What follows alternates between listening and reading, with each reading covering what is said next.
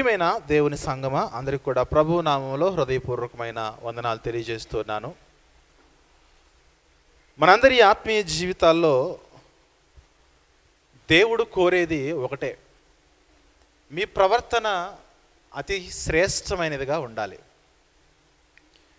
ఎందరి ప్రవర్తన అయితే శ్రేష్టమైన వాక్యానుసారమైన దేవుని చిత్తానికి అనుకూలమైన భక్తిలో ఎవరైతే బ్రతకగలుగుతారో వారంటేనే దేవునికి బాగా ఇష్టము.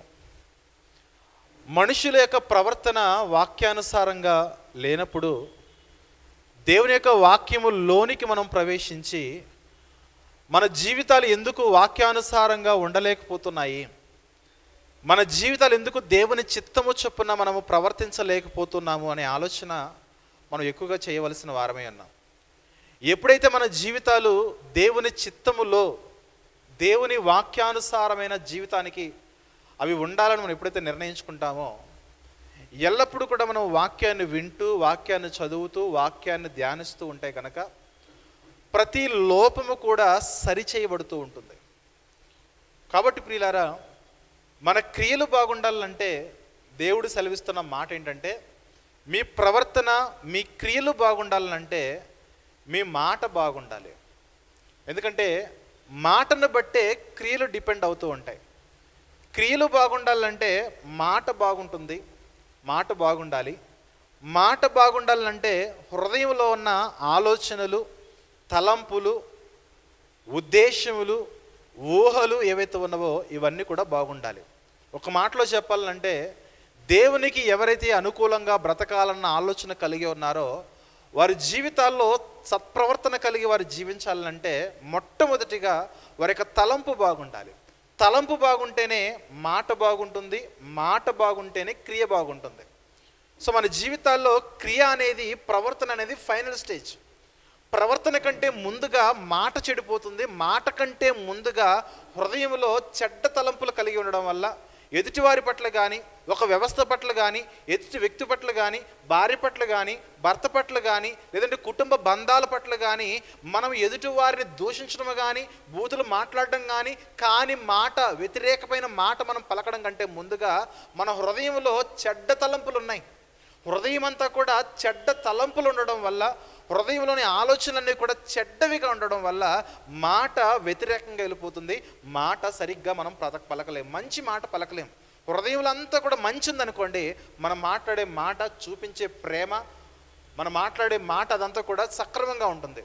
హృదయంలో వ్యతిరేక భావములు ఉంటే కనుక మాట సరిగ్గా మాట్లాడడం చూడండి. అందుకే జలప్రలయం కంటే ముందు, జలప్రలయం కంటే తర్వాత దేవుడు మనుషుల యొక్క ఊహల గురించి, మనుషుల యొక్క తలంపుల గురించి, మనుషుల యొక్క ఆలోచనల గురించి దేవుడు ఎంతగానో బాధపడిన సందర్భాన్ని మనం బైబిల్లో చూద్దాం. ప్రియమైన దేవుని వారలారా, ఆదికాండములోని 6వ అధ్యాయము 5వ వచనము 6వ వచనం చూద్దాం. ప్రియమైన దేవుని వారలారా, ఆదికాండములోని 6వ అధ్యాయము 5వ వచనం మనం చూసినట్లయితే, నరుల చెడుతనము భూమి మీద గొప్పది. నరుల యొక్క చెడుతనము గొప్పది అంటున్నాడు చూడండి. అంటే నరుల యొక్క పరిశుద్ధత గొప్పది అయ్యుండవలసిన వారమై ఉండగా దేవుడే, సాక్షాత్తు దేవుడే నరుల యొక్క హృదయాలోచనలు ఎరిగిన ఆయన అంటున్న మాట ఏంటంటే, నరుల యొక్క చెడుతనము భూమి మీద గొప్పదనియు, ఆ చెడుతనము ఎలా గొప్పదంటే వారి హృదయం యొక్క తలంపుల్లోని ఊహాంతయు ఎల్లప్పుడూ కేవలము చెడ్డదని యెహోవా చూచి తాను భూమి మీద నరులను చేసినందుకు యెహోవా సంతాపము నొంది తన హృదయములో నొచ్చుకొనెను. జలప్రలయము రావడానికి గల ప్రధానమైన కారణం ఏంటంటే వారి జీవితాల్లో ప్రవర్తనలు చెడిపోయి కాదు, వారి మాటలు చెడిపోయి కాదు. ప్రారంభం ఏదైతే ఉన్నదో, ఆ ప్రారంభము మూలం ఏదైతే ఉన్నదో, ఆ మూలమై ఉన్న ఊహ చెడిపోయింది, తలంపు చెడిపోయింది, ఆలోచన చెడిపోయింది. ఆలోచన చెడిపోవడం వల్ల తప్పుడు మాటలు మాట్లాడారు, ఆలోచన చెడిపోవడం వల్ల తప్పుగా ఆలోచించారు, ఆలోచన చెడిపోవడం వల్ల తప్పుడు ప్రవర్తన, తప్పుడు క్రియలు చేశారు. తద్వారా దేవుని యొక్క ఉగ్రతకు గురయ్యారు. దేవుని యొక్క ఉగ్రతకు గురవడానికి గల ప్రధానమైన కారణం ఏంటంటే తప్పుడు పనులు చేశారు, తప్పుడు ప్రవర్తన కలిగి ఉన్నారు. దానికి కారణం ఏంటంటే తప్పుడు మాటలు ప్రజల్లో బాగా వ్యాపించిపోయాయి. మంచి మాటలు ఏవైతే ఉన్నావో, మంచి మాటలు అతి కొద్ది మంది భక్తులు చెబుతూ ఉంటే ఆ భక్తుల మాటలు ప్రజలు వినలేదు, తప్పుడు మాటలు మాత్రం బాగా వినేశారు. ఉదాహరణకు జలప్రలయం రాబోతుంది, దయచేసి ఓడలోనికి రండి, ఓడ కట్టడానికి సహాయం చేయండి అని నోహు గారు అతని కుమారులు కోడండ్లు ఈ 8 మంది సువార్త ప్రకటిస్తూ ఉంటే ఈ 8 మంది మాటలు ఎవరు వినలేదు. జలప్రలయం రాదు, ఈ భూమి మునగదు, ఎత్తైన పర్వతాలు ఉన్నాయి, చెట్లున్నాయి, గొప్ప గొప్ప కట్టడాలు ఉన్నాయి, ఈ కట్టడాలన్నీ ఉండగా మనం ఎత్తైన పర్వతాల మీదకి వెళ్ళిపోతే ఎంత వర్షం కురిస్తే మాత్రం మనకేమవుతుందని అనేక మంది చెప్పిన తప్పుడు ఊహల్లో నుంచి చెప్పిన మాటలు అనేక మంది విన్నారు. కానీ మంచి మాట ఎదుగుతున్నదో, మంచి ఉద్దేశం ఎదుగుతున్నదో దాన్ని ఎవరు కూడా వినలేదు. ఎందుకంటే మనుషుల యొక్క ఆలోచనలు, వారి ఊహ తలంపు ప్రారంభంలోనే చెడిపోయింది. ప్రియమైన దేవుని వారలారా, అందుకు దేవుడు నరులను చేసినందుకు ఎంతగానో బాధపడుతున్నాడు. పక్షిని చేసినందుకు దేవుడు బాధపడలేదు, సృష్టిలో జంతువుని చేసినందుకు దేవుడు బాధపడలేదు, సృష్టిలో చేపలను చేసినందుకు దేవుడు బాధపడలేదు, సృష్టిలో మొక్కలను చేసినందుకు దేవుడు బాధపడలేదు. సృష్టి అంతటిని బట్టి, ఏ ఒక పదార్థాన్ని బట్టి, ఏ ఒక జీవరాశిని బట్టి దేవుడు బాధపడలేదు. కానీ నరుని చేసినందుకు దేవుడు హృదయంలో సంతాపము నుండి బాధపడి, ఆయన హృదయంలో నొచ్చుకుని గాయపరచబడి ఆయన మాట్లాడుతున్న మాటలు ప్రియమైన దేవుని వారలారా. ఎందుకంటే ఈ మనిషి మాత్రమే దేవుని యొక్క మాట వినకుండా, ఈ మనిషి మాత్రమే దేవుని యొక్క ఉద్దేశాల ప్రకారంగా నడుచుకోకుండా, దేవుడు కోరుకున్నట్లుగా ప్రవర్తించకుండా దేవునికి వ్యతిరేకంగా నడవడం ప్రారంభించాడు. అందుకే నరులారా, మీ ఊహ, మీ తలంపులు, మీ ఆలోచనలు ఇంత చెడ్డగా ఉంటే నాకే బాధని దేవుడు బాధపడ్డాడు. బాధపడి మాత్రం ఊరుకోలేదు. కానీ ఎందరైతే దేవుని యొక్క మాట ప్రకారం తమ జీవితాల్లో మార్చుకోలేదో అందరినీ కూడా జలప్రలయం వచ్చి అందరినీ కూడా సంహరించేసింది. నారు నాటుచు, ఇండ్లు కట్టుకొనుచు, పెండ్లు చేసుకొనుచు, విందులు ఆరగిస్తూ ఉన్నారు. కానీ దేవుని మాట ఏదైతున్నదో ఆ మాట ప్రకారం మనుషులు జీవించడంలో ఫెయిల్ అయిపోయారు. జలప్రలయంకు ముందు, జలప్రలయం తర్వాత దేవుడిచ్చిన స్టేట్మెంట్లో ఈ స్టేట్మెంట్ మనకు కామన్గా కనబడుతుంది. నరుల యొక్క హృదయాలోచన వారి బాల్యము నుండి చెడ్డది అన్నాడు. చూద్దామా, ఆదికాండము 8వ అధ్యాయము. జలప్రలయం అయిపోయిన తర్వాత ఆదికాండం 8వ అధ్యాయము 21వ వచనం చూసినట్లయితే, అప్పుడు యెహోవా ఇంపైన సువాసన ఆగ్రహించి ఇక మీదట నరులను బట్టి భూమిని మరలా శపించును. ఎందుకంటే నరుల హృదయాలోచన వారి బాల్యము నుండి చెడ్డది. నరుల యొక్క హృదయంలోని ఆలోచనలు, నరుల యొక్క హృదయంలోని తలంపులు, వారి యొక్క ఉద్దేశములు, వారి యొక్క ఆలోచనలు సమస్తము కూడా వారి యొక్క బాల్యం నుండే చెడ్డది. కాబట్టి ఈరోజు చిన్న చిన్న పిల్లలు కూడా తల్లిదండ్రుల మాట వినలేని స్థితిలో ఉన్నాం. చూడండి, ఈరోజు చిన్న చిన్న పిల్లలు కూడా తల్లిదండ్రుల మాట వినలేని స్థితిలో గడపడానికి గల కారణం ఏంటంటే నరుల యొక్క హృదయాలోచనలు వారి యొక్క బాల్యము నుండే చెడ్డవి. సేమ్ స్టేట్మెంటు జలప్రలయం కంటే ముందు దేవుడు చెప్పాడు, సేమ్ స్టేట్మెంటు జలప్రలయం తర్వాత కూడా దేవుడు చెబుతున్నాడు. అంటే మనుషుల యొక్క తలంపులు, మనుషుల యొక్క ఊహలు ఎంత చెడ్డవో మనం గమనించాలి. ఈ ఊహ బాగుంటే, ఈ తలంపు బాగుంటే మాట బాగుంటుంది, ఈ మాట బాగుంటే క్రియ బాగుంటుంది. ప్రియమైన దేవుని వాళ్ళ, అందుకే దేవుడు చెబుతున్నాడు, మీ జీవితాల్లో పైన కనబడుతున్న ఆకులు తీసేయడం కాదు, పైన కనబడుతున్న కొమ్మలు నరికేయడం కాదు, కానీ మీ జీవితాల్లో తప్పుడుకు మిమ్మల్ని ప్రేరేపిస్తున్న తప్పుడు ఆలోచనలు ఏవైతే ఉన్నావో ఆ ఆలోచనలు పెరికివేయండి అంటుంది లేఖనం. అందుకే యేసుక్రీస్తు యొక్క ప్రసంగాలు చూస్తే వ్యభిచారము చేస్తే తప్పని మీకు ఇంతకు ముందున్నారు బోధించారు కదా. నేను చెప్పేది ఏంటంటే, ఒక స్త్రీని చూచి మోహపు చూపు చూస్తే వ్యభిచారం చేయాలన్న తలంపు నీ హృదయంలోకి వస్తే కనుక నీవు తప్పుడు మనిషి అని నేను తీర్పు తీరుస్తున్నాను. యేసుక్రీస్తు వారు మాట్లాడుతున్న మాట మనం చూస్తున్నాం ప్రియులారా. అందుకే ప్రభు చెప్పే ప్రతి ప్రసంగం చూడండి, తప్పు చేసిన తర్వాత అయ్యో తప్పు చేసామని బాధపడడం కాదు, కానీ ఆ తప్పు జరగక మునిపే జాగ్రత్త పడండి. మీ క్రియ బాగుండాలంటే మాట బాగుండాలి, మాట బాగుండాలంటే మీ తలంపు బాగుండాలి. మరొక మాట చూద్దాము. మత్తయి సువార్తలో 12వ అధ్యాయము, మత్తయి సువార్తలోని 12వ అధ్యాయము మనము 34వ వచనం చూద్దాం. ప్రియమైన దేవుని వారలారా, మత్తయి సువార్తలో 12వ అధ్యాయము సర్పసంతానముగా పిలువబడుతున్న శాస్త్రులు పరిసయ్యుల గుంపులో ఉన్న వారితో మాట్లాడుతూ, సర్పసంతానమా, మీరు ఈ విధంగా చెడిపోవడానికి గల ప్రధానమైన కారణం ఏంటంటే, మీరు చెడ్డవారయ్యుండి ఎలాగూ మంచి మాటలు మీరు పలకగలరు? మీరు మంచి మాటలు మీరు పలకలేకపోతున్నారు. దానికి కారణం ఏంటంటే, హృదయమందు నిండి ఉండు దానిని బట్టి నోరు మాట్లాడును కదా. యేసుక్రీస్తు వారు పరిశుద్ధాత్మను పేరునుడు పరిశుద్ధాత్మ సహాయంతో ఆయన మంచి మంచి స్వస్థతలు, సూచక్రియలు, అద్భుతాలు చేస్తూ ఉంటే ఈ పెద్ద మనుషులు వచ్చి అంటున్నారు, ఇతను అద్భుతాలు, సూచక్రియలు, గొప్ప కార్యాలన్నీ కూడా ఆత్మ వలన చేయట్లేదు, దేవుని ఆత్మ సహాయంతో చేయట్లేదు, కానీ బయల్జెబూలు అనే దయ్యములకు అధిపతి యొక్క వాని సహాయంతో చేస్తున్నాడని ఇలాంటి మాటలు మాట్లాడుతూ ఉంటే, సర్పసంతానమా, మీ హృదయం అంతా కూడా చెడ్డ ఆలోచనలతో నిండిపోయినది. మీ హృదయం అంతా కూడా హృదయమందు నిండి ఉండు దాన్ని బట్టి నోరు మాట్లాడును కదా. మీ నోరు ఎలా ఉన్నదో ఒకసారి ఆలోచన చేస్తున్నావా? 37వ వచనం చూస్తే, 36వ వచనం చూస్తే, మనుషుల పలుకు వ్యర్థమైన ప్రతి మాటయు విమర్శ దినమున లెక్క చెప్పవలసి ఉండును. నీ మాటను బట్టి నీతివంతుడని తీర్పునందువు, నీ మాటను బట్టియే అపరాధివని తీర్పునందువు. హృదయంలో నీ ఆలోచన బాగాలేదు కాబట్టి మాట నీ మీద డిసైడ్ చేస్తుంది. నీ మాట బాగుంటే నీ తీర్పు బాగుంటుంది, నీ మాట చెడిపోతే నీ తీర్పు చెడిపోతుంది, నీ ప్రవర్తన చెడిపోతుంది, నీ క్యారెక్టర్ కూడా చెడిపోతుంది. అందుకే ప్రియులారా, యోహాను గారు తన ప్రసంగంలో మీరు బాగా గమనించండి, గొడ్డలి ఆకుల మీద వేయబడుతుందని చెప్పలేదు, గొడ్డలి కొమ్మల మీద కూడా వేయబడుతుందని చెప్పలేదు. డైరెక్ట్గా గొడ్డలి ఎక్కడ వేస్తారో చెప్పాడు, వేరు మీద వేసేస్తానన్నాడు. వేరు. ఒక మనిషి పాపము చేయడానికి గల కారణాల్లో ప్రధానమైన కారణం ఏంటంటే, అతని యొక్క తలంపులు చెడిపోతున్నాయి, హృదయం చెడిపోతుంది. హృదయము మోసకరమైనది, అది ఘోరమైన వ్యాధి కలిగింది అన్నాడు. ఈ హృదయము చెడిపోతే, ఈ హృదయంలో ఉన్న తలంపులు చెడిపోతే నీ మాట చెడిపోతుంది, క్రియ చెడిపోతుంది.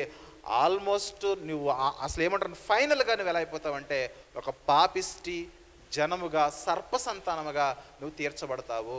కాబట్టి ప్రియమైన దేవుని సంగమా, మన జీవితాల్లో మనము తప్పుడు మనుషులుగా, మనము పాపులుగా బ్రతకడానికి గల కారణాల్లో ప్రధానమైన కారణము, మనం ఒక తప్పు చేయడం కంటే ముందుగా తప్పు మాట్లాడుతున్నాము. ఈ తప్పు మాట్లాడడము, తప్పు చేయడము, వీటికంటే ముందుగా మన హృదయం అంతా కూడా చెడ్డ వాటితో నింపివేయబడుతుంది. కాబట్టి హృదయంలో ఉన్న చెడ్డ తలంపులు దయచేసి బయటకు తీసేదని దేవుని వాక్యం చెబుతుంది. దేవుని వాక్యం చెప్పేది ఒకటే, దయచేసి హృదయంలో ఉన్న చెడ్డ తలంపులు ఏవైతే ఉన్నావో వాటిని తీసేయి. అప్పుడు నీ జీవితము బాగుపడుతుంది, బాగుపడుతుంది, బాగుపడుతుంది, బాగుపడుతుంది. ఈరోజు మనిషి తన జీవితంలో ఎలాగైపోయాడనంటే తన స్థితిని బట్టి ఎప్పుడు కూడా గొప్పగా ఫీల్ అయిపోతున్నాడు. తన వంశాన్ని బట్టి, తన గోత్రాన్ని బట్టి, తన కులాన్ని బట్టి, తన మతమును బట్టి, తనకున్న ఆస్తిపాస్తులను బట్టి, తనకున్న భవనాలను బట్టి, తన ఉద్యోగమును బట్టి, తన స్టేటస్ను బట్టి, తన అధికారమును బట్టి, అలా రకరకాల తను ఏదైతే కలిగి ఉన్నాడో వాటన్నిటిని బట్టి హృదయంలో గర్వంగా ఫీల్ అయిపోయి అసలు నన్ను మించిన వాడు ఎవడూ లేడని తనకు తాను హెచ్చించుకోవడం మనిషి ప్రారంభించేశాడు. మనిషి పాపము చేయడానికి గల ప్రధానమైన కారణం ఏంటంటే, మనిషి యొక్క తలంపులు ఎప్పుడూ ఫెయిల్ అయిపోయాయి. ప్రియమైన దేవుని వాళ్ళారా, అందుకే తలంపులు బాగు చేసుకోనండి, మీ హృదయాన్ని ఒకసారి శుద్ధి చేసుకోనండి. ఎవరైతే హృదయంను శుద్ధి చేసుకుంటారో వారి జీవితాల్లో తలంపులు శుద్ధి చేయబడతాయి, ఆలోచనలు శుద్ధి చేయబడతాయి. తలంపులు, ఆలోచనలు, ఉద్దేశాలు శుద్ధి చేయబడితే మాట్లాడే మాట ఎలా ఉంటుంది చెప్పనా, ఎవరిని కూడా ఈ మాట గాయపరచదు, ఎవరిని కూడా ఈ మాట వ్యతిరేకంగా మాట్లాడదు, ఎవరిని కూడా బాధపరిచే మాట ఈ నోటి నుంచి రాదు. ఎవరి పట్ల కూడా మనము చెడ్డ క్రియలు, ఎలాంటి తప్పుడు పనులు కూడా మనం చేయమందుకే దేవుని వాక్యము డైరెక్ట్గా వేరు మీద పడింది. దేవుని వాక్యము డైరెక్ట్గా వేరు గురించి మాట్లాడుతుంది. నీ వేరు ఎలా ఉన్నది? ఒక మొక్కకు ముఖ్యమైనది ఏంటి చెప్పండి, ఆకులా, కాండమా, వేరా? వేరు ముఖ్యము. వేరు ముఖ్యము కాబట్టి పరిశుద్ధత కూడా వేరు దగ్గర నుంచి ప్రారంభం అవ్వాలి. చూడ్డానికి పరిశుద్ధంగా కనబడితే ఏం ప్రయోజనం చెప్పండి? చేసే పనులు పరిశుద్ధంగా కనబడితే ఏం ప్రయోజనం చెప్పండి? హృదయంలో కుళ్ళు పెట్టేసుకుని ఎదుటోడు ఎవరైనా పిలిచి అన్నం పెడితే ఏం ప్రయోజనం చెప్పండి? అవునా? హృదయంలో అనేవాడు దొంగ అండి, దోష అండి, దుర్మార్గుడని హృదయంలో భయంకరంగా తిట్టేసుకుని ఎదుటితోటికి వాడిని పిలిచి అన్నం పెడితే ఏం ప్రయోజనం చెప్పండి? ఆ పెట్టే అన్నము మనం రుచికరంగా ఎదుటివారికి స్వీకరించాలంటే మనకు మంచి మనసు ఉండాలి. ఆ మంచి మనసు లేకుండా ఎంతమందికి ఎలాంటి అన్నం పెడితే ఏం ప్రయోజనం చెప్పండి? కుటుంబ బంధాల్లో కూడా మీరు చూడండి, ఈ కుటుంబ బంధాల్లో కొంతమంది అంటే కొంతమందికి అస్సలు పడదు. ఉదాహరణకు అత్త అంటే కోడలకు పడదు, కోడలంటే అత్తకు పడదు. కొంతమంది ఏం చేస్తారంటే సిస్టమ్కు భయపడి అత్తగారికి అన్నం పెట్టాలనుకుంటారు. కానీ నిజముగా దేవునికి యొక్క వాక్యాన్ని మనం లెక్క చేయొచ్చు. దేవుని యొక్క వాక్యాన్ని మనం పాటిస్తూ మన పెద్దవాళ్ళని, నా భర్త తల్లిదండ్రులు, నా భార్య తల్లిదండ్రులు, వారిని సంరక్షించాలని దేవుని యొక్క వాక్యానికి భయపడి అన్నం పెట్టేది చాలా తక్కువ మంది. ఎదుటివారు ఏమనుకుంటారో, అనవసరమైన నింద నా మీద వస్తుంది, ఎందుకులే అనుకుని 2 ముద్దలు పడేస్తే పోలేదని అలా వండి అలా పడేసేవాళ్ళు చాలామంది ఉన్నారు ఈరోజు లోకంలో చాలామంది తమ పెద్దవాళ్ళకి ఎందుకు అన్నం పెడుతున్నారనంటే చుట్టూ ఉన్నవారు నా గురించి బ్యాడ్గా అనుకుంటారండి. ఆ బ్యాడ్ ఇంప్రెషన్ నా మీద రాకుండా ఉండాలంటే వారికి ఇంత అన్నం పెట్టేయాలి. అంతేనా? ఇంత అన్నం పెడితేనే వాళ్ళ ఆస్తిపాస్తులు పోయిన తర్వాత నాకు ఇస్తారు. ఇదో కోణం అనమాట. వాళ్ళ ఆస్తిపాస్తులు నాకు ఇవ్వాలంటే వాళ్ళు బ్రతుకున్నంత కాలం ఇంత అన్నం పెట్టి వాళ్ళకి పెట్టాలి, అంతే. ఇలా ఆలోచించేవారు ఉన్నారు. ఎదుటివారికి భయపడి తల్లిదండ్రులను, అత్తమామలను ప్రేమించేవారు ఉన్నారు.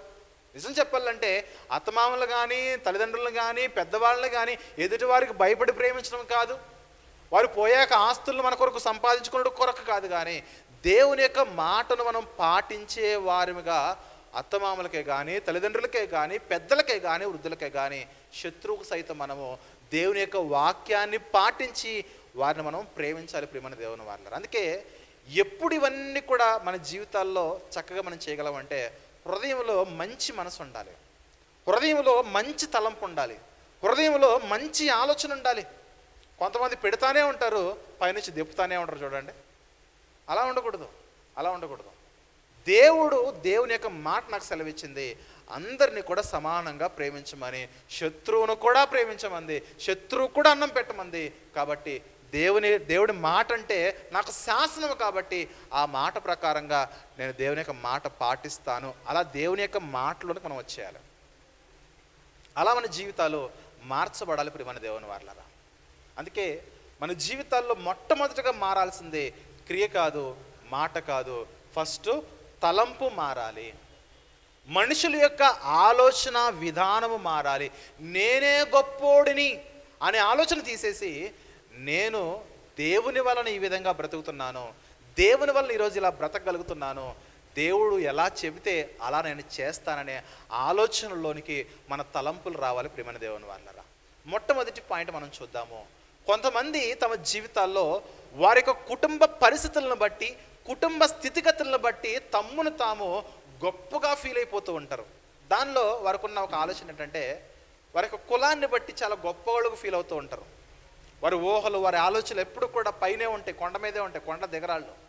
తమ కులాన్ని బట్టి, తమకున్న ఆస్తులను బట్టి, సంపదను బట్టి, సిరి సంపదలను బట్టి, ఇంకా బాగా చెప్పాలంటే మతాన్ని బట్టి, లేదంటే జాతిని బట్టి, భాషను బట్టి, కుటుంబం ఉన్న హోదాను బట్టి అనేకులు తమ్మును తాము హృదయంలో గర్వాన్ని నింపేసుకుని వారి హృదయంలో ఉన్న ఊహలు, తలంపులన్నీ కూడా మార్చి వేసుకుని మాకేంటే జరిగేది, మమ్మల్ని ఎవడు అనేది, ఈ విధంగా ఒక రకమైన గర్వంతో మనుషులు నిండిపోయి తప్పుల మీద తప్పులు, పాపాల మీద పాపాలు చేసేవారు అనేక మంది ఉన్నారు. బైబిల్లో కూడా ఒక జాతి ఉన్నది, ఆ జాతే పరిసయ్యుల జాతి. ఈ పరిసయ్యుల జాతి మారు మనసునకు తగిన ఫలాలు ఫలించకుండా బాప్తిస్మిచ్చి యోహాను గారి దగ్గరకు వచ్చి బాప్తిస్మ తీసుకుంటుంటే, బాప్తిస్మిచ్చి యోహాను గారు చెబుతున్న మాట ఏంటంటే, సర్పసంతానమా, రాబో ఉగ్రతను తప్పించుకున్నటకు మీకు బుద్ధి చెప్పిన వాడెవడు? మారు మనసునకు తగిన ఫలములు మీరు ఫలించండి, ఒకవేళ గనక మీరు ఫలించకపోతే గనక దేవుడు ఎంటర్ అయిపోతాడు, జాగ్రత్త అని అక్కడ యోహాను గారు నోట్ చేసిన పాయింట్ ఏంటో చూద్దాము. ఎదుటి వారిలో పరిచయంలో ఉన్న ప్రధానమైన లోపం ఏంటో కూడా చూద్దాం ఒకసారి. మత్తయి సువార్త 3వ అధ్యాయము మనము 8వ వచనం చూద్దాం. ప్రియమైన దేవుని వారలారా, మత్తయి సువార్తలో 3వ అధ్యాయం 8వ వచనం చూస్తే, మారు మనసునకు తగిన ఫలము ఫలించండి. మారు మనసునకు తగిన ఫలముని మీరు ఫలించాలి. ఎందుకు పరిసయ్యుల జాబితాలో ఉన్న వారితో ఈ యోహాను గారు ఎందుకు ఈ మాట చెబుతున్నాడంటే, వీళ్ళ జీవితాల్లో మారు మనసునకు తగిన మంచి క్రియలైతే లేవు, కానీ ఎంతసేపు కూడా మా జాతి గొప్పది, మా జాతి మూల పురుషుడు గొప్పవాడు, మా పితరుడు గొప్పవాడు, ఆయన సంతానం మేము, ఆయన సంతానం మేము, అబ్రహాము సంతానం మేము, అబ్రహాము సంతానం మేము, ఎంతసేపు కూడా చెట్టుగా పిలువబడుతున్న అబ్రహామును చూచి గొప్పలు చెప్పుకుంటున్నారే కానీ అబ్రహాముకున్న విశ్వాసం వీరికి లేదు, అబ్రహాముకున్న నీతి వీరికి లేదు, పరలోకం మీద అబ్రహాముకున్న నిరీక్షణ వీరికి లేదు, అబ్రహాముకున్న భక్తి వీరికి లేదు, అబ్రహాము చేసిన పుణ్యకార్యాలు వీరు చేయట్లేదు. అబ్రహాముకున్న గొప్ప విశ్వాసం ఏదైతున్నదో ఆ గొప్ప విశ్వాసంలో కొద్ది శాతం కూడా వీరికి లేదు. వీరు మాత్రం బ్యాప్టిజం తీసుకోవడానికి యోహాను గారి దగ్గరకు వస్తే, ఇదిగో సర్ప సంతానమా, రాబో ఉగ్రతను తప్పించుకున్నట్టుకు మీకు బుద్ధి చెప్పిన వాడు ఎవడు? మారు మనసుకు తగిన ఫలములు మీరు ఫలించండి. అబ్రహాముకు నాకు తండ్రి అని మీలో మీరు చెప్పుకున్న తలంచవద్దు. వీరు తలంపు బాగోలేదు, వీరు తలంపు బాగలేదు. ఎందుకంటే అబ్రహాములో ఉన్న క్వాలిటీస్ వీరికి ఏమాత్రము లేవో, కానీ మేము మాత్రము అబ్రహాము సంతానం అని చెప్పుకుంటారు. అంటే పూర్వములో ఉన్న ఒక గొప్పవాని పేరు చెప్పుకొని వీళ్ళు బ్రతికేస్తున్నారు, కానీ ఆ గొప్ప భక్తుడైన అబ్రహాములో ఉన్న విశ్వాసము వీరిలో ఏమాత్రం కూడా లేవు. అందుకే అంటాడు, వీళ్ళ గురించి మాట్లాడుతున్నప్పుడు కత్తి గొడ్డలి ఎక్కడుందని చెప్పండి, ఎక్కడ? వేరన్నాడు. అదేంటి వేరు? ఇప్పుడు ఒక చెట్టు నరకాలనుకోండి, మనం డైరెక్ట్గా వేరుని నరుకుతామా, కొమ్మలు నరుకుతామా? కొమ్మలు నరుకుతాము. కానీ యోహాను గారు డైరెక్ట్గా గొడ్డలు ఎక్కడ వేస్తాడు? ఏటు ఎక్కడ పడుతుందాడ? వేటు ఎక్కడ పడుతుంది? వేర్ల దగ్గర పడిపోతుంది. అంటే వీరి జీవితాల్లో ఎంత వారి ఊహలు, వారి తలంపులు, అక్కడ మాట్లాడింది అదే కదా, అబ్రహాము మాకు తండ్రి అని మీలో మీరు చెప్పుకొన తలంచవద్దు. అంటే వీరి తలంపులు ఎంత దరిద్రమైన స్థితిలో ఉన్నాయో మనం గమనించగలగాలి. మీ తలంపులు చెడిపోయాయి ఆయన, అందుకే మీ మాట చెడిపోయింది. మీ మాట చెడిపోయింది కాబట్టి తలంపులు చెడిపోయినాయి, కాబట్టి క్రియలు కూడా చెడిపోయాయి. ఎంతసేపు ఆకులను కట్ చేయాలి, ఎంతసేపు కొమ్మలను సరిచేయాలి? అందుకే డైరెక్ట్గా గొడ్డలి ఎక్కడున్నదా? 10వ వచనంలో, ఇప్పుడే గొడ్డలి చెట్ల వేరున ఉంచబడినది కనుక మంచి ఫలము ఫలింపని ప్రతి చెట్టు కూడా నరకబడి అగ్నిలో వేయబడుతుంది. అందుకే తలంపు బాగోకపోతే దేవుడు గొడ్డలు ఎక్కడేస్తారని చెప్పండి? మూలాలతో సహా పెకిలించేస్తానంటున్నాడు. అందుకే రోమపత్రికలో దీని గురించి మరొక మాట ఉంటుంది, చూద్దాం ఒకసారి. రోమిలకు రాసిన పత్రిక 11వ అధ్యాయము, రోమిలకు రాసిన పత్రిక 11వ అధ్యాయము 16వ వచనం చూసినట్లయితే, రోమపత్రిక 11వ అధ్యాయము 16వ వచనంలో, ముద్దలో మొదటి పిడికెడు పరిశుద్ధమైనదైతే ముద్దంతయు పరిశుద్ధమే కదా అంటున్నాడు. వేరు పరిశుద్ధమైనదైతే కొమ్మలు కూడా పరిశుద్ధమే. వేరు బాగుండాలి. ఇక్కడ వేరేంటంటే, పరిసయ్యులారా మీ తలంపులు బాగుండాలి. వేరు బాగుంటే, ఆలోచనలు బాగుంటే, ఉద్దేశములు బాగుంటే, హృదయంలో మంచి మనసు ఉంటే మీ కొమ్మలు బాగుంటాయి, తర్వాత ఆకులు బాగుంటాయి, తర్వాత ఫలాలు కూడా బాగుంటాయి. వేరు బాగోకపోతే కొమ్మ ఎంత ఎదిగితే ఏం ప్రయోజనం చెప్పండి? ఈ కొమ్మ ఎంతో బాగా కనబడుతూ ఉంటే, ఎంత మంచి ఆకులుంటే, ఎంత మంచి ఫలాలు వస్తే, టేస్ట్ లేకపోతే ఏం ప్రయోజనం చెప్పండి? ప్రియమైన దేవుని వల్ల వేరు బాగుండాలి.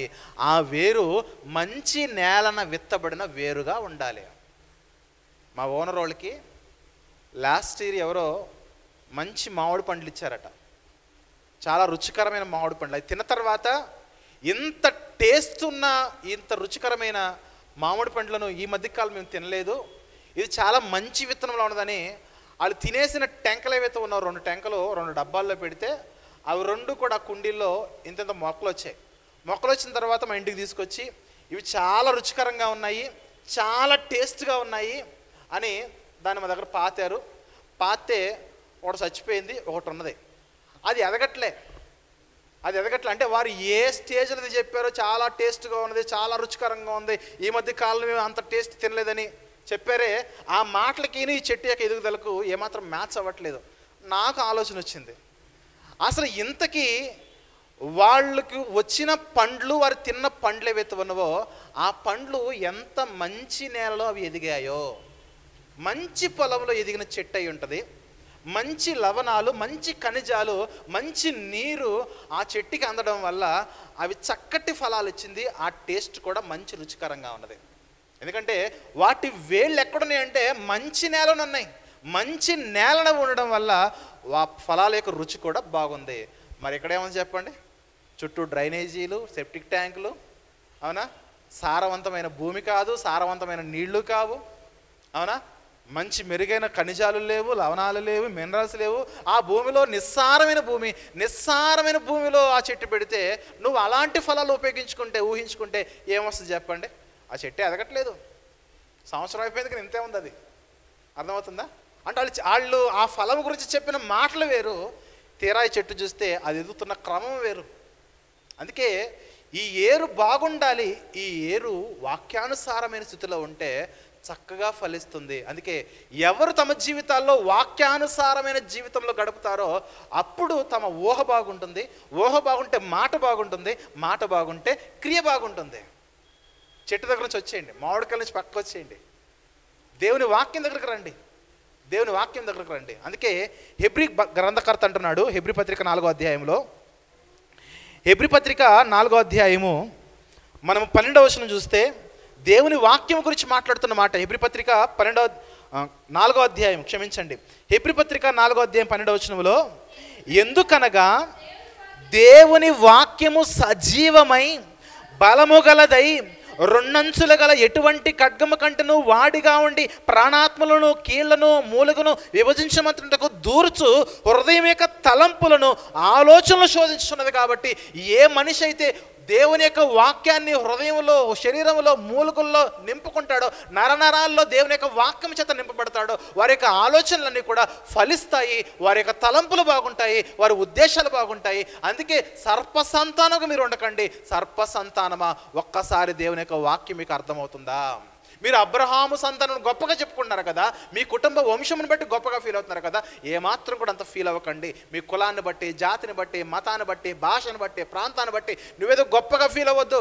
దేవుడు తలుచుకుంటే ఈ రాళ్ల వలన కూడా సంతానాన్ని దేవుడు పుట్టించగలడు. అది దేవుని సామర్థ్యం, అది దేవుని క్యాపబిలిటీ.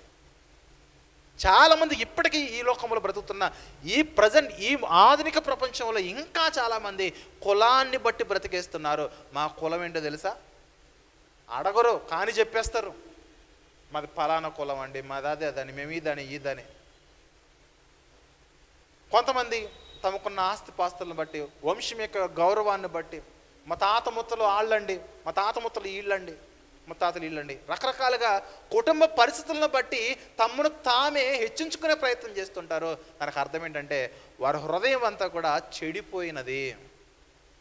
ఈరోజు నేను ఏదైతే కలిగి ఉన్నానో అది నేను అని ఆలోచించడం మానేసి, ఈరోజు నేను ఏదైతే కలిగి ఉన్నది అంతా కూడా దేవుని వల్ల పొందుకున్నది అనే ఆలోచన పక్కన పెట్టేసి తను కలిగి ఉన్న దాన్ని బట్టి గొప్పగా తన్ను తాను హెచ్చించుకునే ప్రయత్నం చేసి మనిషి గర్వంలోకి వెళ్ళిపోతున్నాడు.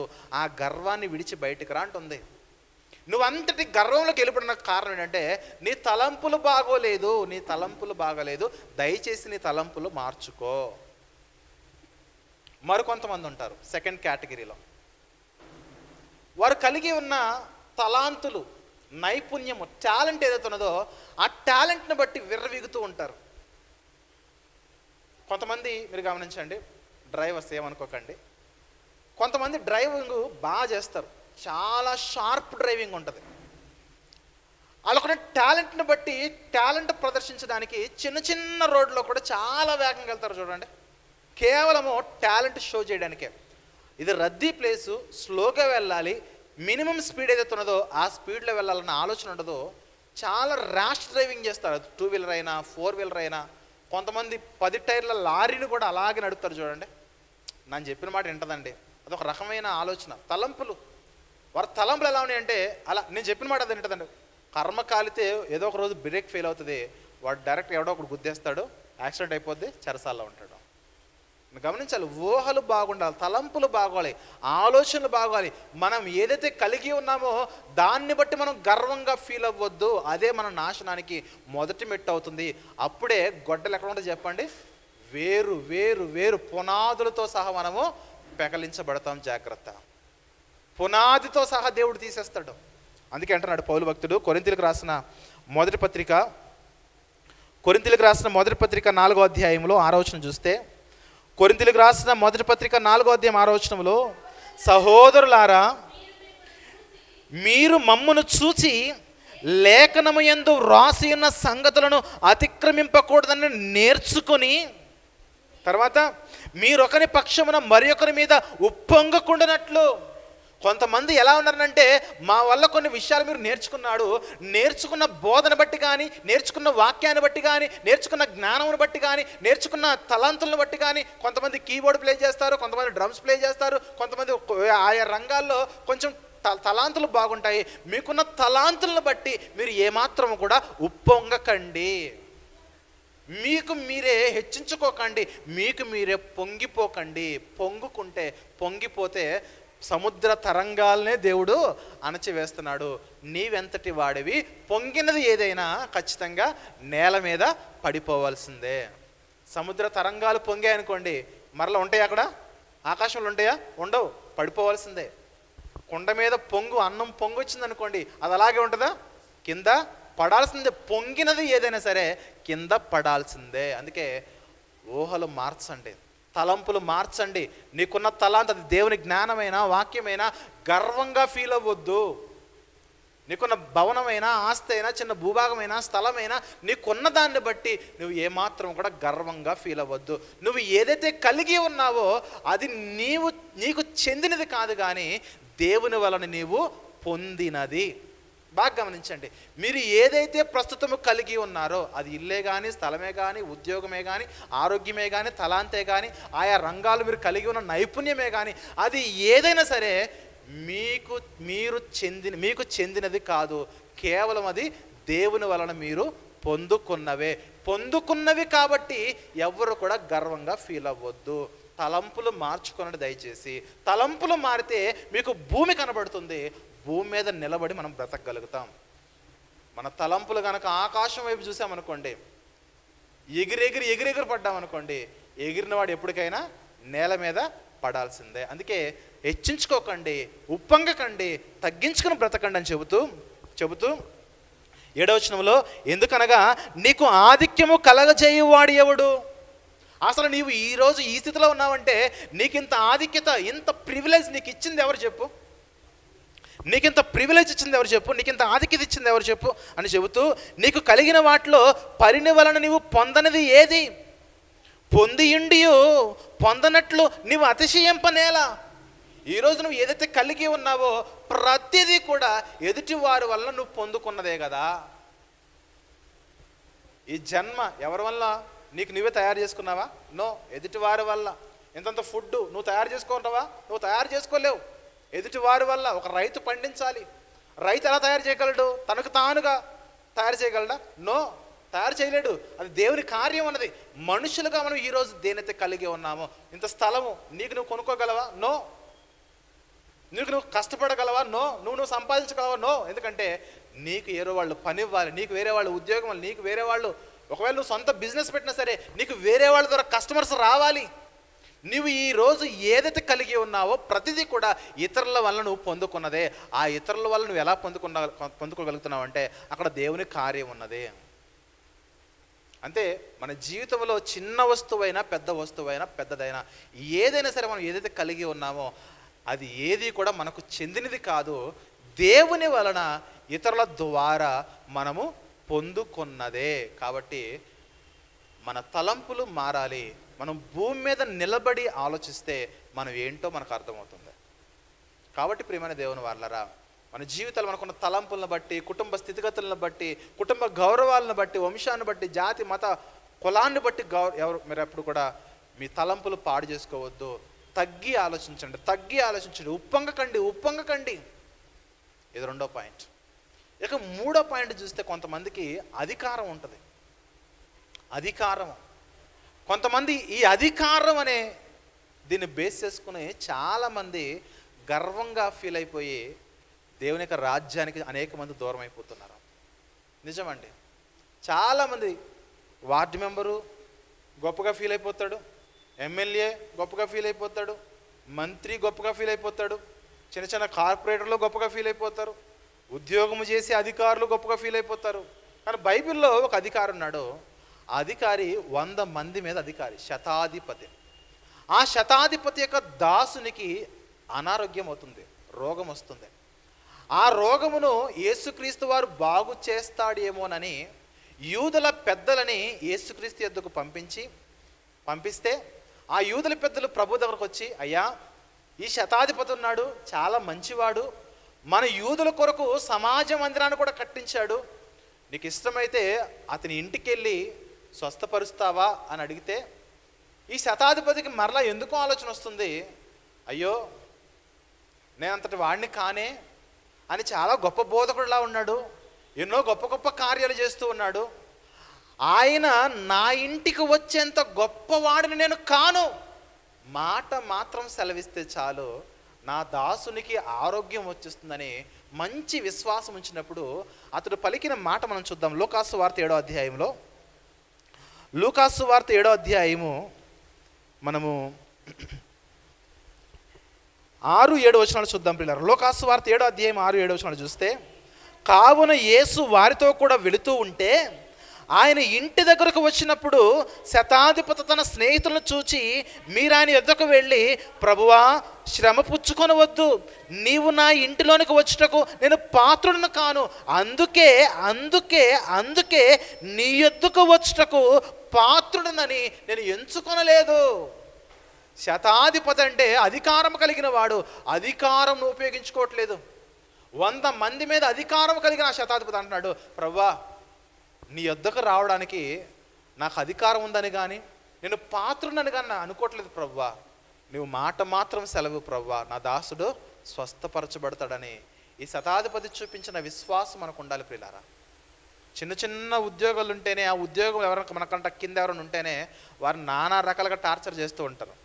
ప్రజెంట్ జనరేషన్లో, ప్రజెంట్ కాలంలో చిన్న చిన్న ఉద్యోగం ఒక 20,000 30,000 వచ్చి మనకంటే తక్కువ ఒక 15,000 10,000కి ఎవరైనా ఎంప్లాయీస్ పనిచేస్తారనుకోండి, వాళ్ళ మీద చాలా అజమాయిషి చలాయిస్తూ ఉంటారు. నో నో నో, నీ అధికారాన్ని దుర్వినియోగం ఏమాత్రము కూడా చెయ్యకు చెయ్యకు చెయ్యకు చెయ్యకు. శతాధిపతి అదే అంటున్నాడు, నీ యొద్దకు రావడానికి నేను పాత్రుడనని నేను ఎంచుకోవట్లేదు అంటున్నాడు. తన ఆలోచన ఎలా ఉన్నాయి చూడండి, ప్రభు పట్ల తన ఉద్దేశం ఎలా ఉంది చూడండి, తన తలంపులు ఎలా ఉన్నాయి చూడండి పిల్లరా. అందుకే మన తలంపు మారాలి. మన తలంపు, మన హృదయంలో ఉన్న తలంపు బాగుంటే ఎదుటి వారిని మనం గౌరవించడము, ఎదుటి వారిని మనం ప్రేమించడము, ఎదుటి వారితో ఆప్యాయంగా మాట్లాడడము, శత్రువును సైతం ప్రేమించమని యేసుక్రీస్తు వారు చెప్పిన మాట ఏదైతుందో ఆ మాటలన్నీ కూడా సరిచేయబడతాయి పిల్లారా. అందుకే తలంపు మారాలి, తలంపు మారాలి, తలంపు మారాలి. ఇదే అధ్యాయము, ఇదే సువార్తలో 6వ అధ్యాయము 45వ వచనం చూడండి ఒకసారి. 6వ అధ్యాయము 43వ వచనం కూడా చూస్తే, లూకాసు వార్త 6:43లో, ఏ మంచి చెట్టునను పనికి మాలిన ఫలములు ఫలింపవు. ఇదిగో మంచి చెట్టుకి మంచి కాయలే కాస్తాయి కదా. తర్వాత అంటున్నాడు, పనికి మాలిన చెట్టున మంచి ఫలాలు ఫలించవు. చెట్టు బాగుంటే ఫలాలు బాగుంటాయి, చెట్టు బాగోకపోతే ఫలాలు కూడా బాగోవు. అందుకే మీరు మంచి చెట్లుగా మారనని చెబుతూ, ప్రతి చెట్టు తన ఫలము వలన తెలియబడును అని చెబుతూ 45వ వచనంలో, సజ్జనుడైతే, మంచివాడైతే తన హృదయమును మంచి ధననిధిలో నుండి సద్విషయములను బయటకు తెచ్చును, దుర్జనుడు చెడ్డ ధననిధిలో నుండి దుర్విషయములు బయటకు తెచ్చును, హృదయము నిండియుండు దాన్ని బట్టి ఒకరి నోరు మాట్లాడను. అందుకే హృదయములో తలంపులు ఎలా ఉన్నాయి నాయనా? నీ హృదయంలో ఎదుటి వారి పట్ల నీ తలంపులు ఎలా ఉన్నాయి? హృదయంలో గర్వం ఉంటే, హృదయంలో తలంపులు పాడైపోతే మాట కూడా అలాగే చెడ్డ మాటలు వస్తాయి. అందుకే మంచి చెట్టు మంచి ఫలాలు ఇస్తుంది, చెడ్డ చెట్టు చెడ్డ ఫలాలు కాని ఫలాలు ఇస్తుంది. అందుకే నీ హృదయం యొక్క తలంపులు ఎలా ఉన్నాయి చెక్ చేసుకోమని ఆదికాండం నుంచి ఈ లోకాసు వార్త మిగిలిన అధ్యాయాల్లో కూడా అదే చూస్తున్నాం ప్రియమైన దేవుని వారు. తలంపులు బాగుండాలి, తలంపులు బాగుండాలి, తలంపులు బాగుండాలి. ఏదో నువ్వు సాధించిన విజయాలను బట్టి ఏమాత్రము కూడా నువ్వు గర్వంగా ఫీల్ అవ్వకు. ఇశ్రాయేలీలు వెట్టి చాకిరీ చేస్తూ ఐగుప్తులో బానిస బ్రతుకుతూ ఉంటే దేవుడు వారి యొక్క నిట్టూర్పులు విని వారిని బయటకు తీసుకొని వస్తున్న కాలం అదే. ఎర్ర సముద్రాన్ని దాటి బయటకు వచ్చేసారు. బయటకు వచ్చిన తర్వాత దేవుడికి ఎందుకో డౌట్ వచ్చింది, ఈ ఇశ్రాయేలు జనులు రేపొద్దున కనానులోకి వెళ్ళిపోయిన తర్వాత, కనాను భూభాగాన్ని స్వాధీనపరుచుకున్న తర్వాత వీళ్ళు ఎలాగైనా సరే ప్లేట్ మార్చేస్తారు, వీళ్ళు మాట కూడా మార్చేస్తారు. అందుకే దేవుడికి ముందే డౌట్ వచ్చి, మీరు వెళ్ళిపోయిన తర్వాత మా నీతిని బట్టి మేము ఇక్కడికి వచ్చాము, మా జన సంఖ్యను బట్టి మేము ఇక్కడికి వచ్చాము, మా సైన్యం యొక్క పవర్ను బట్టి మేము ఇక్కడికి వచ్చాము అని మీరు ఏమాత్రం కూడా ఉప్పొంగకండి. ఎందుకంటే చుట్టూ జనాలతో చూసుకుంటే మీ జనసంఖ్య చాలా తక్కువ, చుట్టూ రాజ్యాలతో చూస్తే మీ సంఖ్య, మీ సైన్యం సంఖ్య, మీ జనసంఖ్య చాలా తక్కువ, మీ బలం తక్కువ, మీ అధికారం తక్కువ, మీ శక్తి తక్కువ, అన్నీ తక్కువే. ఇంకా బాగా చెప్పాలంటే నా నీతిని బట్టి దేవుడు నన్ను ఇక్కడ పంపించాడు అని నువ్వు ఇప్పుడు కూడా అనుకోవద్దు. నీ నీతిని బట్టి నేను ఇక్కడ తీసుకురావట్లేదు. రెండు కారణాలు ఉన్నాయి.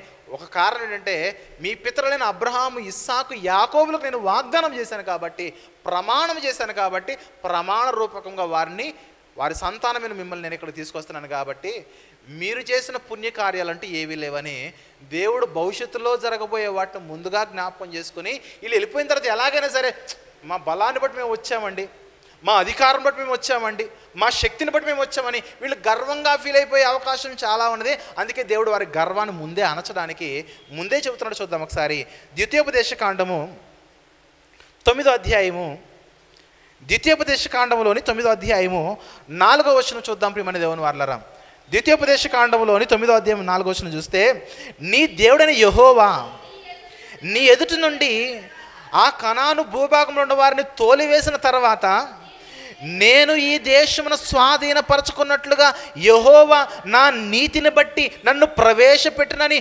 అనుకొనవద్దు. నేను ఇక్కడికి రావడానికి ఐగుప్తుని విడిచి, ఇశ్రాయేలులైన నేను ఐగుప్తుని విడిచి కనాను భూభాగం రావడానికి నా నీతి కారణం తలంచవద్దు. నీ నీతి కారణం కాదు, నీ భక్తి కాదు, నీ క్యారెక్టర్ కాదు, నీ ప్రవర్తన కాదు, నీ జనము కాదు, నీ సంఖ్య కాదు, నీ ధనము కాదు, నీ అధికారం కాదు, నీ బలము కాదు, ఏది కారణం కాదు. నేను ఎందుకు మిమ్మల్ని రప్పిస్తానంటే ఈ భూభాగం అనేది పాలు తేనెలు ప్రవహించే ఒక మంచి భూభాగము. ఇదే భూభాగములో మీ పితరులు అబ్రహాము, ఇస్సాకు, యాకోబులు ఒకప్పుడు జీవించారు. వాగ్దాన దేశంలో వారు పరదేశులుగా బ్రతికారు. వారికి నేను వాగ్దానం చేశాను, మీ సంతానమునకు ఈ భూభాగం ఇస్తానని. వారికి వాగ్దానం చేసిన క్రమము చొప్పున మీరు ఇక్కడికి వస్తున్నారే కానీ మీ నీతిని బట్టే మేము ఇక్కడికి వచ్చామని మీరు ఏమాత్రం కూడా తలంచవద్దని చెబుతున్నాడు దేవుని లేఖనం. ప్రియులారా, అదే అన్నాడు కదా 5వ వచనంలో, నీవు వారి దేశమునకు వచ్చి దాన్ని స్వాధీనపరచుటకు నీ నీతి అయినను నీ హృదయ యథార్థత అయినను హేతువు కాదు. ఈ జనముల చెడుతనమును బట్టియే యెహోవా మీ పితరులైన అబ్రహాము, ఇస్సాకు, యాకోబుతో ప్రమాణం చేసిన మాటను స్థాపించుటకై నీ దేవుని యెహోవా వారిని నీ ఎదుటి నుండి వెళ్ళగొట్టుచున్నాడు. అంతేగాని నీ నీతి కాదు, నీ యథార్థత కాదు. కొన్నిసార్లు అనిపిస్తూ ఉంటుంది, ఈరోజు మనం రక్షింపబడ్డామంటే మన నీతి ఏమాత్రం కూడా కారణం కాదు, ఈరోజు మనం రక్షణలో ఉన్నామంటే మన యథార్థత ఏమాత్రం కూడా కారణం కాదు. కేవలము దేవుని యొక్క కృప వలన మాత్రమే మనము రక్షింపబడ్డాము. అందులో మన నీతి అంటూ ఏమీ లేదు, మనం చేసిన పుణ్యకార్యాలు ఏదీ లేదు. ఇది డబ్బులు పెడితే వచ్చే రక్షణ కాదు. దేవుని కృప వలన మాత్రమే మనం రక్షణ పొంది ఉన్నాము. ఇది మీ వలన కలిగినది కాదు అంటాడు. ఈ రక్షణ కృప వలన కలిగింది కానీ మీ నీతి కార్యాలను బట్టి కలిగింది కాదు. మనిషి ఎప్పుడు కూడా కొంచెం గర్వంగా ఫీల్ అవుతూ ఉంటాడు, గర్వంగా తలస్తూ ఉంటాడు. అది అనుకోవద్దు. నీ నీతి హేతువు కాదు, నీ యథార్థత హేతువు కాదు. మీ పితరులైన అబ్రహాము, ఇస్సాకు, యాకోబులకు నేను వాగ్దానం చేశాను, వాళ్ళకు మాట ఇచ్చాను, ఆ మాట ఈరోజు నెరవేరుస్తున్నాను. మరొక మాట చూస్తే 7వ అధ్యాయం ద్వితీయోపదేశకాండము 7వ అధ్యాయం 7వ వచనం చూస్తే, ద్వితీయోపదేశకాండము 7వ అధ్యాయం 7వ వచనం చూస్తే, మీరు సర్వజనముల కంటే విస్తార జనమని యెహోవా మిమ్మును ప్రేమించి మిమ్మును ఏర్పరచుకొనలేదు. మీ జనబలము, సంఖ్యాబలము, సైన్య బలము ఎక్కువని దేవుడు మిమ్మల్ని ప్రేమించడం కాదు, వాళ్ళకంటే మీరు తక్కువే కదా. సమస్త జనముల కంటే మీరు లెక్కకు తక్కువే కదా.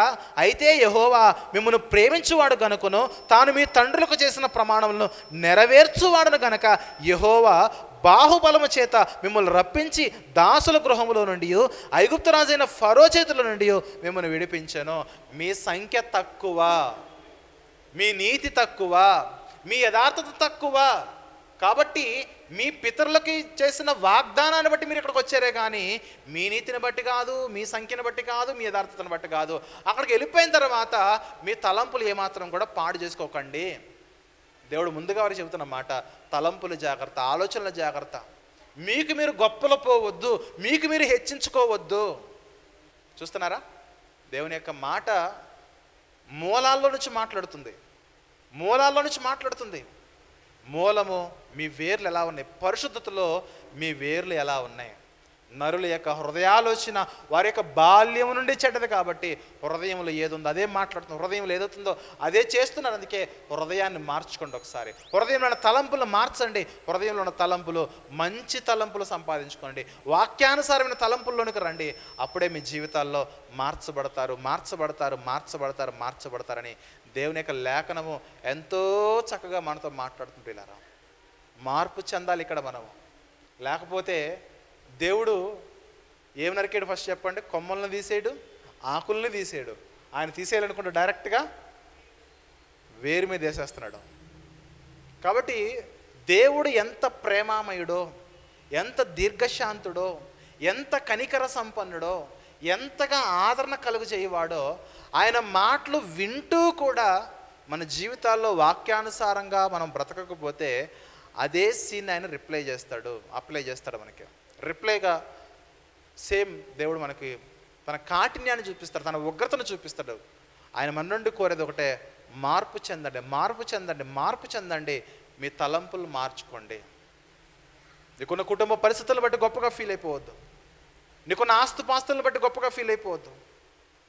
నీకున్న తలాంతులను బట్టి గొప్పగా ఫీల్ అయిపోవద్దు. నీకున్న స్థితిగతులను బట్టి నువ్వు గొప్పగా ఫీల్ అయిపోవద్దు. తగ్గి బ్రతుకు. ఏదైతే నువ్వు కలిగి ఉన్నావో అది ఏది కూడా నువ్వు కలిగినది నీది కాదు, సమస్తము కూడా దేవుని వలన నువ్వు పొందుకున్నదే. కాబట్టి భూమి మీద నిలబడి మాట్లాడు. నీకు నీవే హెచ్చించుకునే ప్రయత్నం చేయొద్దు.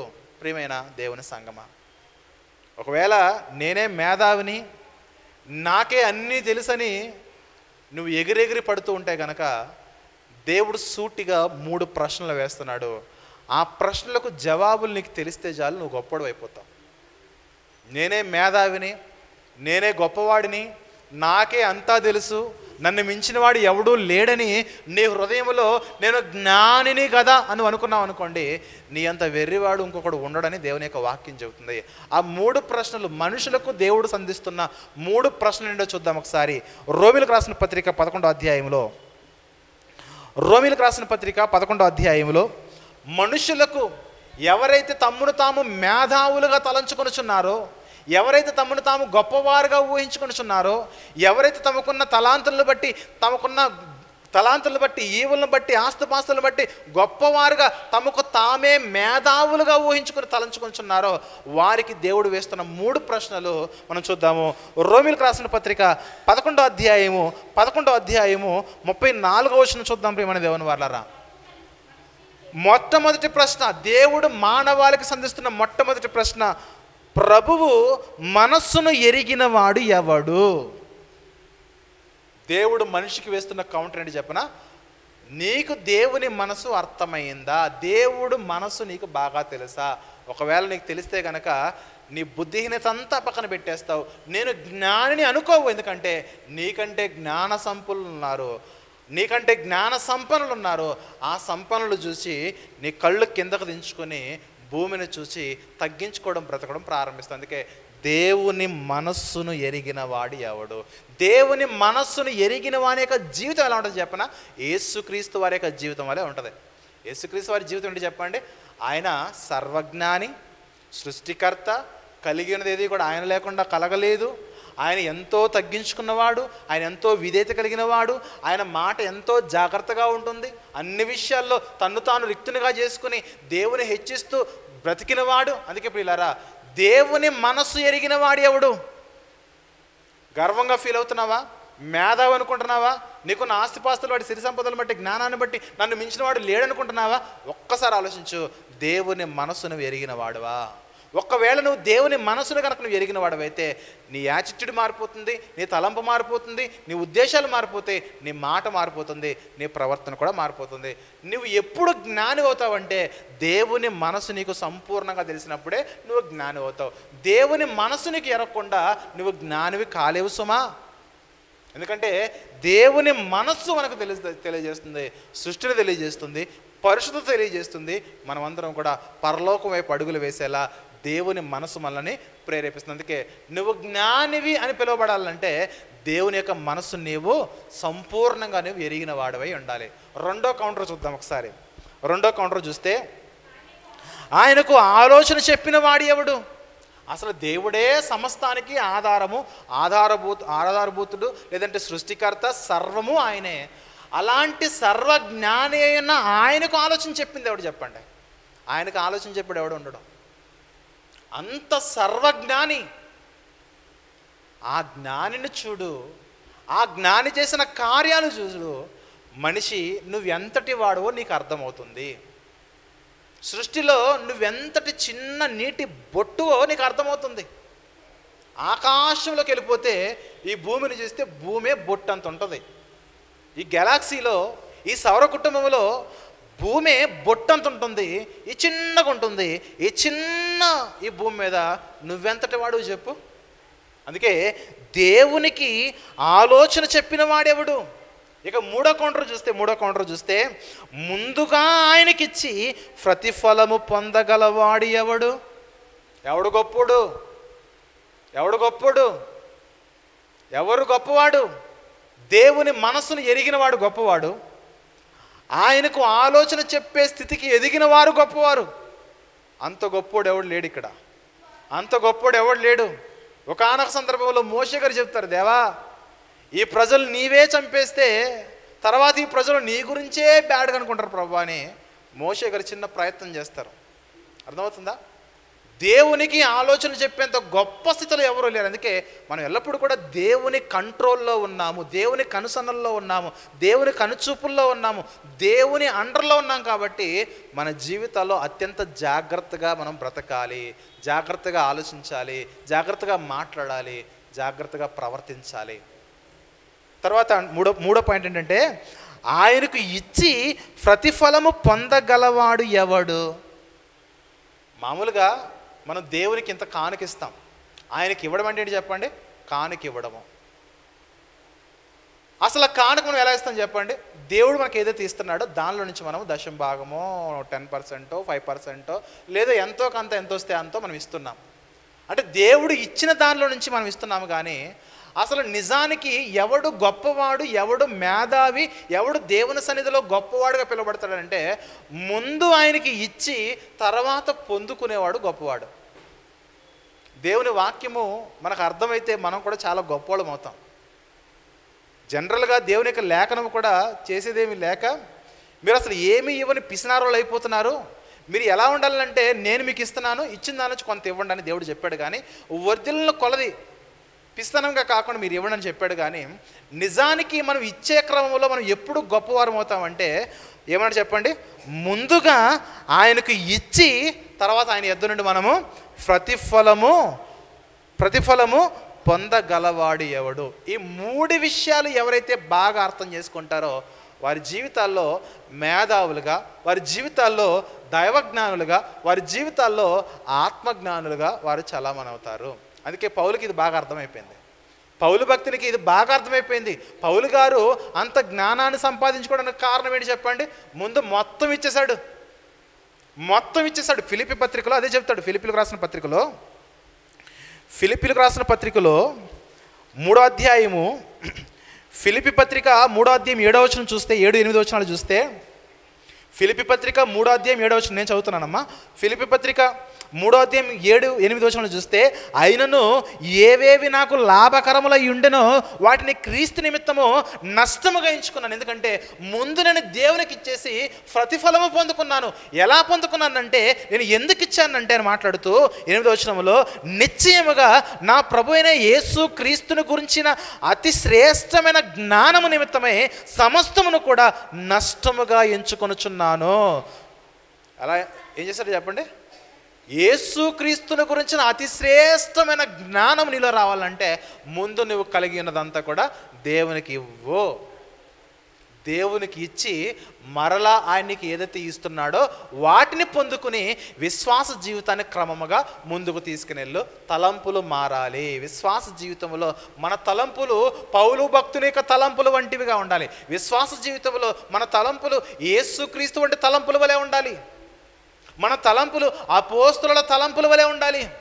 ప్రభు పిలవగానే దోణెలను, వలలను, పడవలను పక్కన పెట్టేసి సేవకుడికి వచ్చిన అపోస్తలుల వంటి మన తలంపులు ఎప్పుడైతే మారతాయో అప్పుడు దేవుడు మనకి ఏది ఇవ్వాలో, ఎంత ఇవ్వాలో, ఎప్పుడు ఇవ్వాలో, ఏ స్థలంలో ఉన్నప్పుడు ఇవ్వాలో అప్పుడు దేవుడు మనందరికి కూడా మనకు కావలసిన వాటిని దేవుడు అనుగ్రహిస్తూ వస్తూ ఉంటాడు. ప్రియమైన దేవుని వల్ల ఈ సీక్రెట్ చాలామందికి అర్థం కాలేదు.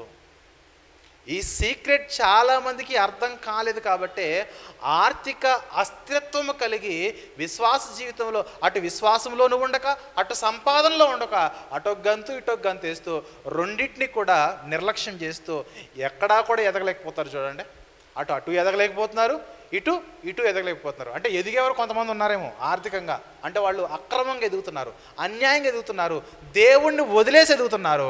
అలా ఎదిగితే లోకమంతా సంపాదించుకుని దేవుడు లేకపోతే ఏం ప్రయోజనం చెప్పకండి. అందుకే తలంపులు మారాలి. ఫైనల్గా ఒక మాట చూసుకుని మనం ముగించుకుందాము. తిమోతి గారికి రాసిన మొదటి పత్రిక 6వ అధ్యాయము 17వ వచనము. తిమోతి గారికి రాసిన మొదటి పత్రిక 6వ అధ్యాయం 17వ వచనం చూస్తే, యెహోమందు ధనవంతులైన వారు గర్విష్ఠులు కాక అస్థిరమైన ధనమునందు నమ్మిక ఉంచక సుఖముగా అనుభవించుటకు. ఏమన్నాడు చెప్పండి? ఈ మాట మనకు అర్థం అవ్వాలండి. పౌలు గారి యొక్క ఇంటెన్షన్ చూడండి, పౌలు గారి యొక్క ఉద్దేశం చూడండి, పౌలు గారి యొక్క తలంపులు చూడండి, పౌలు గారి యొక్క ఆలోచన విధానం చూడండి. యెహోమందు ధనవంతులైన వారు గర్విష్ఠులు కాక అస్థిరమైన ధనమునందు నమ్మిక ఉంచకుండా, ధనమే కావాలని ఉద్యోగం అని ధనమే అని దేవుడు వదిలిపెట్టి నువ్వు పారిపోక, నువ్వు ఒక్కసారి దేవుని కొరకు వదిలేసి చూడు.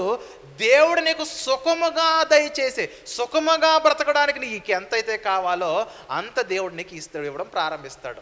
అందుకే దేవుడు మనసెరిగిన వాడు ఎవడు, దేవునికి ఆలోచన చెప్పిన వాడు ఎవడు, ఆయనకి ముందుగా ఇచ్చి ప్రతిఫలము పొందదగిన వాడు ఎవడనంటే ఇక్కడ లైఫ్ సీక్రెట్ ఉంది. ముందు నీ జీవితంలో నీవు సమస్తము కూడా దేవునికి ఇచ్చి చూడు. దేవుడు నీకు ఎలా ఇస్తాడో చెప్పనా, నీవు సుఖముగా బ్రతకడానికి ఎంతైతే అవసరమో అంతా నీకు దేవుడు ఇస్తాడు. చాలామంది సెలబ్రిటీస్, బిజినెస్ మ్యాన్స్ ఇక్కడ ఫెయిల్ అయిపోతూ ఉంటారు. దేవుడు లేడని, ఏది లేదని తమ జీవితంలో దేవుని పక్కన పెట్టేసి ఎంతసేపు ధనము వెంట పడిపేసి చివరికి సుఖము లేక బ్రతుకుతున్న వారు చాలామంది ఉన్నారు. సుఖము లేక ఆత్మహత్యలు చేసుకున్న వారు ఉన్నారు. సుఖము లేక కట్టుకున్న భార్యను వదిలిపెడుతున్న వారు ఉన్నారు. చూడండి, ఈరోజు సెలబ్రిటీస్ అనేక మంది ఎంతసేపు రెండో పెళ్ళి, మూడో పెళ్ళి అంటున్నారు, కానీ మొదటి పెళ్లి చేసుకుని తక్కువైపోయారు. రోజు అర్థమవుతుందా? మొదటి పెళ్ళిళ్ళు తక్కువ, రెండో పెళ్ళి, మూడో పెళ్ళిళ్ళు ఎక్కువ జరుగుతున్నాయి. సుఖము లేదు. ఎంత ఆస్తిపాస్తులు ఉన్నా సుఖము లేదు. చూడండి, ఎన్నో సిరి సంపదలు ఉన్నాయి, గొప్ప గొప్ప బిలియనర్స్ ఉన్నారు, ధనవంతులు ఉన్నారు, సుఖము లేదు. మన జీవితాల్లో దేవుని మనసు మనకు తెలిస్తే సుఖం ఉంటుంది. దేవుని ఆలోచన మనకు అర్థమైతే సుఖం ఉంటుంది. ముందుగా ఆయనకిచ్చి మనం ప్రతిఫలం పొందుకుంటే సుఖం ఉంటుంది అంటున్నాడు. సుఖముగా అనుభవించుటకు సమస్తమును మనకు ధారాళముగా దయచేయు దేవుని యందే నమ్మకించునని ఆజ్ఞాపించము. సంఘానికి అది చెప్పు. సేవకుడా ఒక తిమోతికి పౌలు భక్తుడు మాట్లాడుతున్నాడు, దైవజనుడా నీ సంఘానికి ఏది చెప్పాలంటే, సంఘము సుఖముగా ఎలా బ్రతకగలదనంటే ఎప్పుడు కూడా ప్రభువా మా అనుదిన ఆహారం మాకు దయచేయమని. ఎప్పుడైతే మీరు కంప్లీట్గా దేవుని మీద మీరు డిపెండ్ అవుతారో అప్పుడు మీరు జీవితాల్లో డబ్బు మీకు ఎంత కావాలో దేవుడు అంతే ఇవ్వడం ప్రారంభిస్తాడు. అధికమైన ఐశ్వర్యమైన వద్దు, నిరుపేద స్థితి వద్దు. ఆ సమయానికి మనకి ఎంత కావాలో అంత మన జీవితంలో దేవుడు మనల్ని మనకు అనుగ్రహిస్తూ దేవుడు మనల్ని సుఖాన్ని ఇస్తాడు. దేవుడు అర్థమవుతుందా? మనము సుఖముగా, మనము హ్యాపీగా బ్రతకడానికి మనకి ఎంత అవసరమో అంత ఇచ్చి మనల్ని దేవుడు సుఖముగా ఉంచుతాడు. అంతకు మించి ఏం కావాలి చెప్పండి? ఇప్పుడు బ్యాంకులో ₹1,00,00,000 ఉన్నాయి, కానీ ఇంట్లో సమాధానం, సుఖము లేదు. ఆ ₹1,00,00,000 వల్ల సుఖం కొనుక్కోగలమా? సమాధానం కొనుక్కోగలమా? ప్రేమను కొనుక్కోగలమా? ఐక్యతను కొనుక్కోగలమా? బంధాలను కొనుక్కోగలమా? పరలోకాన్ని కొనుక్కోగలమా? కొనుక్కోలేం. అందుకే ఒక్కసారి దేవుని మీద ఆధారపడండి. దేవుడు మీరు సుఖముగా బ్రతకడానికి ఎంతైతే ఉందో ఆ సుఖముగా బ్రతకడాన్ని అది కూడా మీకు ధారాళముగా ఇస్తాడంటే మీరు సుఖముగా బ్రతకడానికి ఎంతైతే అవసరమో అంతే దేవుడు మీకు ఇస్తాడు. కాబట్టి ప్రియమైన దేవుని వల్లరా మన జీవితాల్లో దేవుని వలన వచ్చే నెమ్మది, దేవుని వలన వచ్చే ఆదరణ మనకు కలిగి ఉండాలంటే అన్ని విషయాల పట్ల మన తలంపులు బాగుండాలి. అందుకే దేవుని మనసు ఎరగండి, ఆయన ఆలోచనలు ఎరగండి, ముందుగా ఆయనకిచ్చి ఆయన యొద్ద నుండి ఫలాలు పొందండి. అప్పుడు మన జీవితంలో సుఖమే సుఖము, సంతోషమే సంతోషము, సంతోషమే సమాధానము, చెప్పనాశక్యమైన సంతోషం. కాబట్టి ప్రియమైన దేవుని వారలారా మన జీవితాల్లో క్రియలు మారాలంటే మాట మారాలి, మాట మారాలంటే తలంపులు మారాలి, తలంపు మారితే మాట మారుతుంది, మాట మారితే క్రియలు మారుతాయి. నోరు మంచిదైతే ఊరు మంచిదవుతుంది, హృదయం మంచిదైతే సమస్తం మంచి జరుగుతుంది. కాబట్టి హృదయంలోని తలంపులు మార్చుకుందాము. దేవుడు బైబిల్ గ్రంథము ద్వారా మనతో మాట్లాడుతున్నాడు. ఎలా బ్రతకమంటున్నాడో అలాగే బ్రతికేద్దాం. ఉన్నదే చిన్న జీవితం, రేపేమి సంభవించినో ఇంతసేపు కనబడి కొంతసేపు కనబడి ఇంతలో మాయమైపోయే ఈ జీవితం చాలా చిన్నది. కాబట్టి ఈ జీవితం కొరకు బాగా పరిగెత్తేయకుండా దేవుని దగ్గరకు వచ్చి నిలబడి ఆలోచించి, దేవా నీ మనసు నాకు తెలియజేయి, నీ ఆలోచన నాకు చెప్పు, నేను ఎలా బ్రతికితే నాకు సుఖం ఉంటుందో ఆ సుఖాన్ని ఇవ్వు నాయనా అంటే దేవుడు మనకు సుఖాన్ని ఇస్తాడు. అందుకే తలంపులు మారదాం. ఎక్కడికో పరిగెత్తేయాలి, ఏవేవో కొనేయాలి, ఏదో సంపాదించుకోవాలని ఆలోచన పక్కన పెట్టండి. దేవుని కొరకు బ్రతకాలి, పరలోకాన్ని సంపాదించుకోవాలనే ఆలోచన కలిగి మన జీవితాల ముందు కొనసాగదాం పిల్లారా. థ్యాంక్ యూ వెరీ మచ్ అండి. ప్రార్థన చేసుకుందాం.